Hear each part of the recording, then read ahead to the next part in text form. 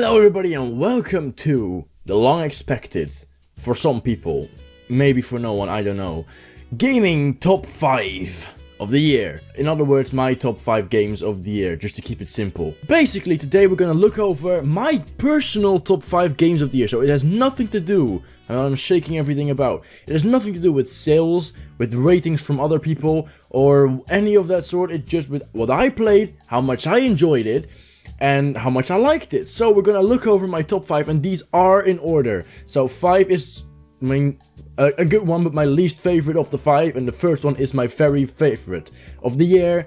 We're gonna look them over, and believe me, there's not gonna be one of those lists where you're like, oh yeah, I expected that. It's gonna be a different one because I have a different taste in gaming, as some of you might know. Number 5. Number 5 for me isn't, for a lot of people, the number 1. It's Fallout 4. Fallout 4 for me, disappointing. I am honest in that. I did not enjoy it that much. I do like the big open world, exploring. The combat is... it lacks, but it's sort of okay-ish. But, I mean, story and dialogue-wise, for me, that was a big turn-off. I did not like the dialogue and the options in the story, because research showed I have not played the game as much myself, just a couple of hours, because I just didn't enjoy it that much. I mean, fair to say that I could be poisoned by the story of a certain other game, which will be in this list. I did not enjoy it as much. The story will always remain the same, but just like small little sub-stories you can like change in and do different things in. But I personally did not feel like you had a big impact on the story and on everything in the world.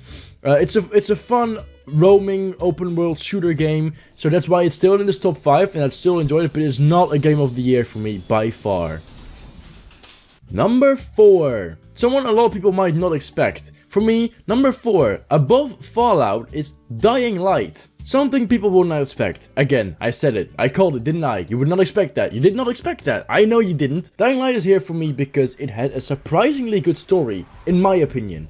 I mean, it is the you are the hero, you have to save the city from the zombie story, which is of course very cliche, but it's normal. It's a zombie apocalypse. What else would you want to do? And for a zombie apocalypse story, I thought there was a lot of intrigue between humans, and it was sort of like a Walking Dead kind of situation. And I do like The Walking Dead, it's my favorite show, so I did like Dying Light. Combine it with an extremely good gameplay. Like, it was really good. The gameplay, combining the parkour with a huge amount of weapons and all that good stuff, was really cool. There were some interesting characters. The character writing and background should have been better. That would have made the game really good. But I did enjoy it an awful lot. It looked fantastic. It played fantastic. It had a decent story. And all that together makes for a game that I've played for over 60 hours. Which cannot be said for Fallout, or actually any of these games in the list. One exception though. It's a really amazing game, and that's why it's on my number 4. Number 3. A game a lot of people did not expect in anyone's top 5, to be honest. Which also goes for Dying Light, by the way. But my number 3 is Until Dawn. Again, I told it, you did not expect that. And if you did, fair play. You know me very well. You're probably my mother, aren't you? Until Dawn was, when I started it, when I looked at the trailer, it looked very intriguing and it looked like a really cool concept for a horror game. It's a cliche, like there's a couple of teenagers in what's it called again? In a hut, somewhere in the middle of nowhere, and there's a killer roaming about, which is obviously okay. They're in a lodge, but that's the word, by the way, a lodge. As the story progressed though, no spoilers by the way, I'm not gonna go for any sort of spoilers. When the story progresses though, you find a lot of very intriguing story-based kind of things, and you find a lot of background. Characters are really well written. You start to hate and love certain characters, which you probably shouldn't or should. And you don't know. Combine that with the fact that the gameplay is pretty nice. I like the camera angles. They were really spooky at sometimes. There were some pretty good scares. But the overall sense and temperature and the overall environment of the game, like, it was so tense. The game was very tense, and it took me a bunch of hours to complete it. It wasn't long, by far, which is probably something a lot of people would be picking on, but I certainly didn't mind, because a horror game can't be that long, because, again, the tension. You lose the tension of the game that were really well developed right now. Interesting characters, great, well, decent to good gameplay, Good looking graphics, really nice motion things add to that. It was really great, the motion movement and all that. Good voice acting, an extremely interesting story, which went from cliche to intriguing in like 2 hours. This game deserves a 3rd place for me. I really enjoyed it, and it has a lot of replayability. If you haven't, of course, like me, watched all the other endings in one row on YouTube. That is. Number 2. I bet that this game is in no one's top 5 except for a bunch of a small group of gamers who enjoy these certain types of games. And that is, you guessed it, or not, go have a guess. It's City Skylines. City Skylines is a normal city builder game. A lot of people do not care for city building games whatsoever, but I do. I love city building games, or any sort of simulator games from whatsoever. But this game is so well executed that it surpasses every other simulator or building or whatever game I've played. SimCity, decent game, but this is what SimCity should have been. It is so well done. There's just a small amount of things that I would still wish to be added, but again, there's still time, and they're still working on the game 24/7. It has amazing AI.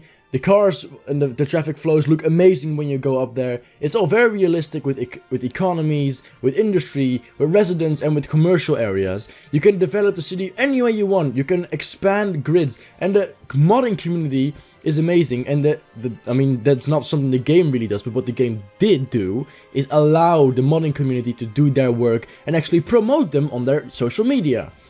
So, again, I love the developers and both the game, and I've played like 50 hours on it, and I'm still nowhere done playing the game. I will probably play it for the next years to come, to be honest. And that's why, for me, City Skylines deserves the 2nd place. It's a shocker, isn't it? I know. Number 1. I mean, I can do a big build up to this, which I'm basically doing right now without you even noticing it.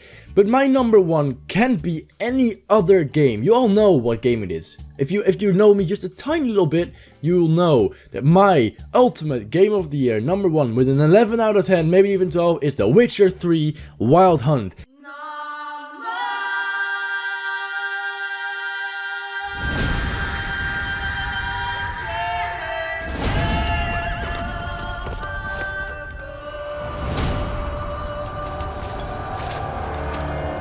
There is no way that game could not be anyone's number 1, in my opinion. Again, it all differs on taste and all that, but the game blew my mind 27,000 times. It is so gorgeous looking, so greatly executed, so amazingly well done story. Characters are so interesting, the story is so intriguing, the world is so full of exploration and loot and great enemies and fights and stories and quests and everything. The game starts off with an amazing cutscene. Like the cinematic intro cutscene is one of the best I've ever seen. Which The Witcher 2 had as well, by the way. So the Witcher games just have a knack for really good cutscenes. I've played over 250 hours of this game, I'm sure of it, and I'm not nowhere done. I can still roam around the world, not doing any sort of quest, just go about, explore areas I still haven't seen to date. The story is so intriguing, sometimes so dark, but so different from others. You are not a hero. You're not there to save the world. You are there for your own interest. You